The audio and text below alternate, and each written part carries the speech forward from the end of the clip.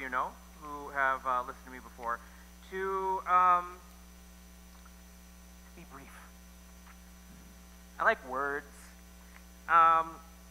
So I wrote a manuscript to keep myself contained, because usually I shoot from the hip, and that was turning into over an hour, and I decided we don't need that. So I don't usually like to go from a thing, but you will all appreciate it, I promise. Before I do the reading, I want to do a little introduction to why and what. First and foremost, I need to warn you, I have wanted to do this for years, okay, what I'm about to do. I've pitched this to other friends who are in ministry, and they always laugh at me for it. I'm guessing because they think it's a joke, but it's no joke. We are in lectionary year A, which I know is mostly a me thing, but that means it's the year of Matthew. And despite this, the readings assigned for Christmas Eve and Christmas Day are all from either Luke or John. And instead, they have Matthew's version of the Nativity for the reading this coming Sunday. Since I have grown mad with power, I have decided to swap things around, and we are going to look at Matthew and only Matthew today, right? And shortly you'll understand why I'm very amused by this.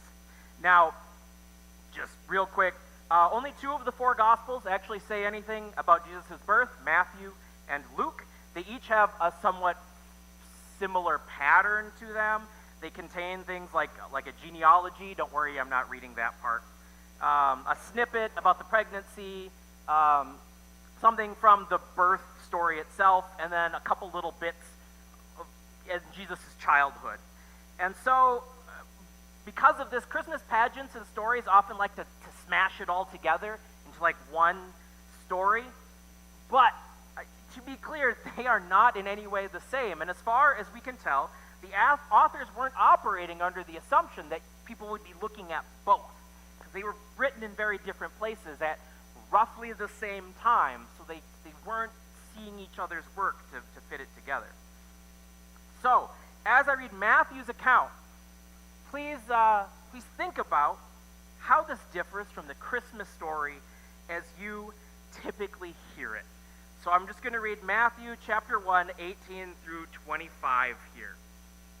All right. Now, the birth of Jesus, the Messiah, took place in this way. When his mother Mary had been engaged to Joseph, but before they lived together, she was found to be with child from the Holy Spirit. Her husband Joseph, being a righteous man and unwilling to expose her to public disgrace, planned to dismiss her quietly. But just when he had resolved to do this, an angel of the Lord appeared to him in a dream and said, "Joseph, son of David, do not be afraid to take Mary as your wife, for the child conceived in her is from the Holy Spirit. She will bear a son, and you are to name him Jesus, for he will save his people from their sins." All this took place to fulfill what had been spoken by the Lord through the prophet. "Look, the virgin shall conceive and bear a son, and they shall name him Emmanuel," which means God is with us. When Joseph awoke from sleep, he did as the angel of the Lord commanded him. He took her as his wife, but had no marital relations with her until she had borne a son, and he named him Jesus. The end. That's it. That's the whole Christmas story according to Matthew. Man, you could make Christmas pageants a lot shorter, right? So that's it. Until a year or two later, it's slightly unclear on the time frame, and then we get a bit about the 3 wise men, and I'm already mad at myself for including this, because the wise men get their own holiday. That's Epiphany. That's in April. But everybody puts them in nativity scenes, and it annoys me. And I've contemplated going around and stealing the wise men out of nativity scenes and then bringing them back in January on Epiphany. But that's a lot of work. So I, however, have decided the only way it makes sense to do this version of the Christmas story is to also include where Matthew references the 3 wise men, who aren't in Luke at all. And so, since it's closer to his birth than anything else, that we get stories of. I'm going to read Matthew 2:13 through 23. I'm skipping the little bit about these people come from the east, and they meet with the king and talk with some scholars, and then go off looking for Jesus. People have heard the story. So, this is the rest of the nativity story according to Matthew. Now, after they had left, the three wise men, an angel of the Lord appeared to Joseph in a dream and said, "Get up and take the child and his mother and flee to Egypt, and remain there until I tell you, for Herod is about to search for the child to destroy him." Then Joseph got up, took the child and his mother by night, and went to Egypt, and remained there until the death of Herod. This was to fulfill what had been spoken by the Lord through the prophet, "Out of Egypt I had called my son." When Herod saw that he had been tricked by the wise men, he was infuriated, and he sent and killed all the children in and around Bethlehem who were 2 years old or under, according to the time that he had learned from the wise men. Then was fulfilled what had been spoken through the prophet Jeremiah. A voice was heard in Ramah, wailing and loud lamentation, Rachel weeping for her children. She refused to be consoled because they are no more. When Herod died, an angel of the Lord suddenly appeared in a dream to Joseph in Egypt and said, "Get up, take the child and his mother, go to the land of Israel, for those who were seeking the child's life are dead."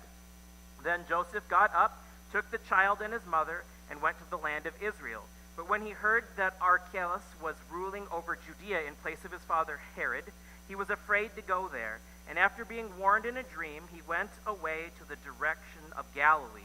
There he made his home in a town called Nazareth, so that what had been spoken through the prophets might be fulfilled. He will be called a Nazarene. This is definitely how we all think of Christmas, right? Just a few minor details different. Now you see why everybody thought I was joking, right? He's born. All the children die. The end. Christmas. It's not a joke. I mean, feels like one, but that's the story. Christmas was not always a bright, shiny, jolly, family-friendly consumerist holiday.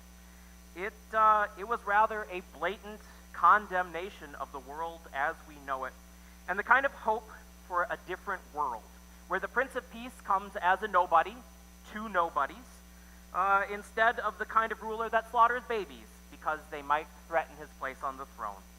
This is definitely not the story of Christmas that would make a good Muppet movie.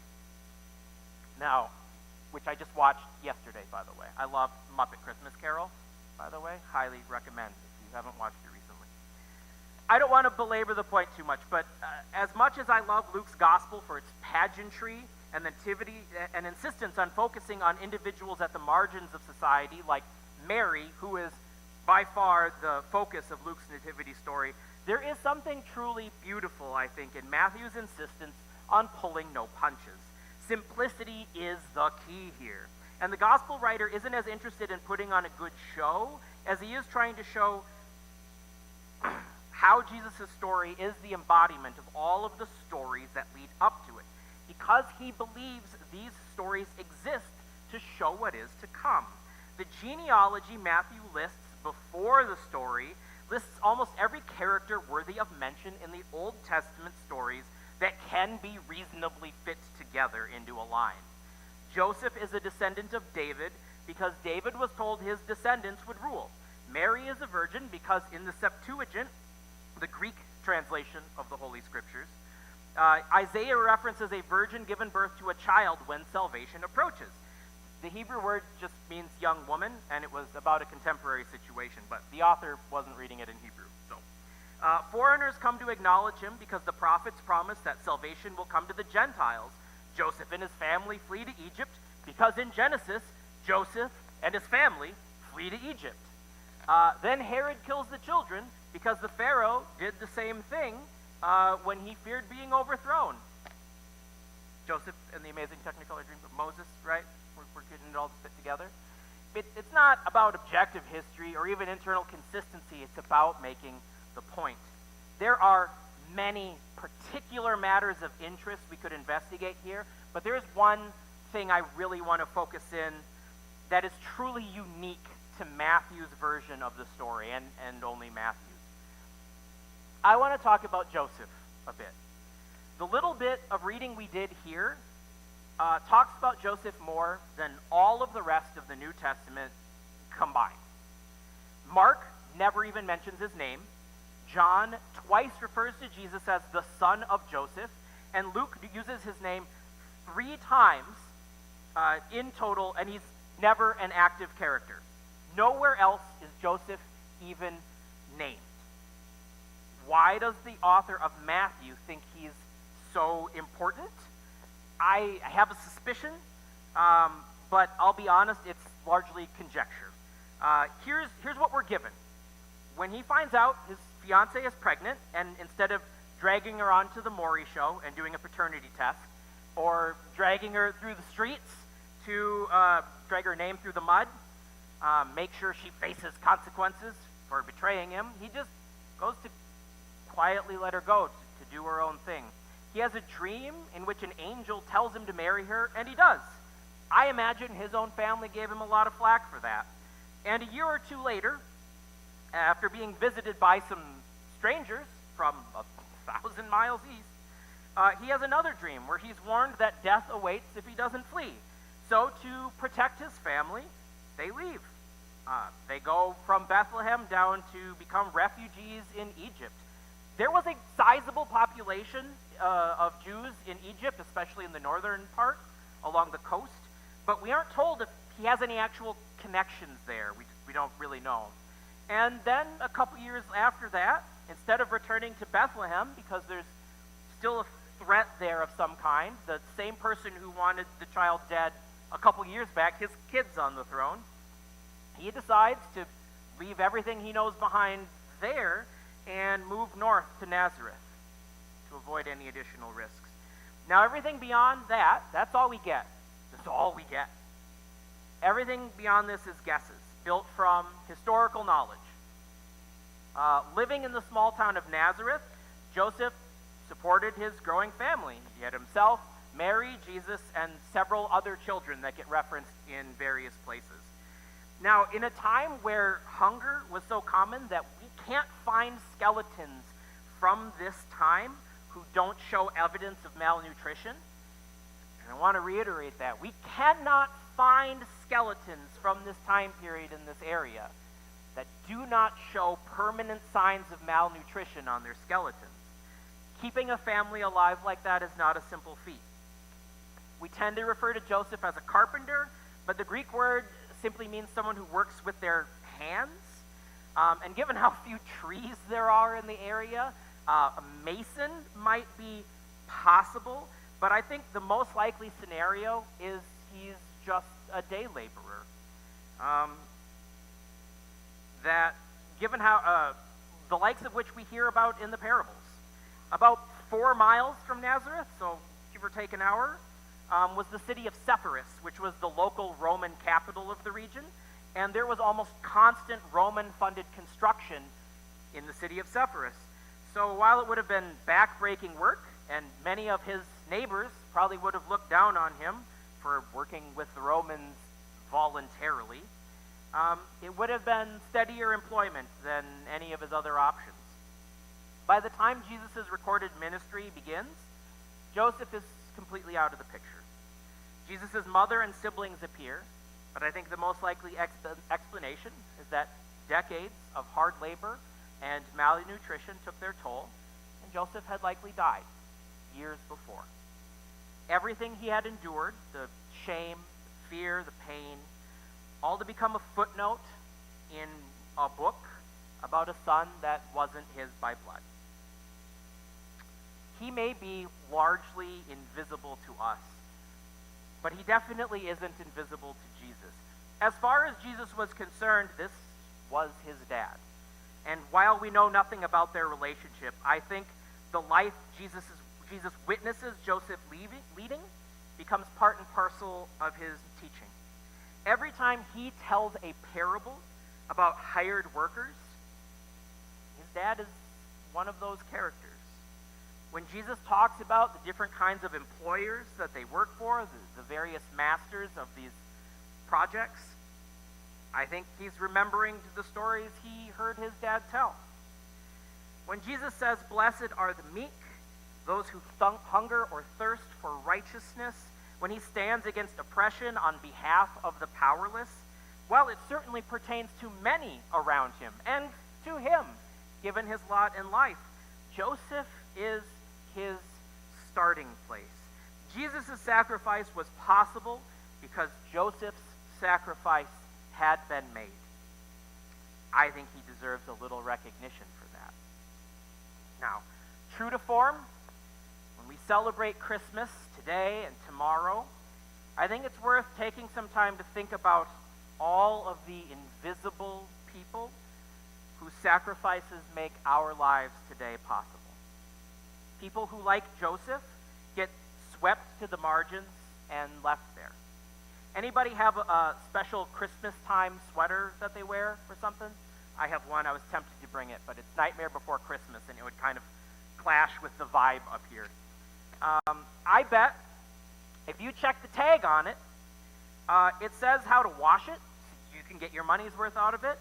It has a brand name on it, so you know who profited from you buying it. And the country where it was made, so somebody can tax it properly. You know who it never names? The person who physically made it. I bet their hands hurt. It doesn't list the people who transported it from that factory to however many places it had to go before you bought it. Or the people who stock that store or run the cash register. When you have your Christmas meal, do you know the name of the farm workers who raised the pig that becomes the ham on the table? The person at the meat packing plant who had to butcher it? When you open presents, do you think about the labor it took to produce that thing? Even that wrapping paper. All the invisible people you rely on for your holiday. And not just in that moment. You traveled here to celebrate together. People made the roads and the cars and all the signs that help you stay safe and so that you know where to go, what the streets are called. People keep planes in the air and trains on the tracks. The furnace that keeps us all from freezing these cold winter nights. People did that. Now, I know none of this sounds super Christmassy. But if you haven't picked it up yet, I have a very messy understanding of what Christmas is about. I don't think it's about the lights and the tinsel. I don't think it's about eating too much or spending too much. I don't think it's about bonding with your family members. And I know that one's real controversial to say, but none of these things are bad. None of these things are wrong. I'm simply saying they aren't what the stories of Christmas in the Bible are trying to convey. Christmas is the beginning of a revolution. It's the celebration of God's kingdom of love breaking into a world full of selfishness and heartlessness. It's about seeing the people who are so often invisible. The unwed, likely teenage mother, the baby born into poverty, these forced to flee their homes for fear of violence, those who suffer violence indiscriminately. Christmas is about Jesus, yes. It's also about Joseph and all the people like him who work behind the scenes to make good things possible for everyone else. So remember him. Remember all of them. Today, tomorrow, and every day after. Amen.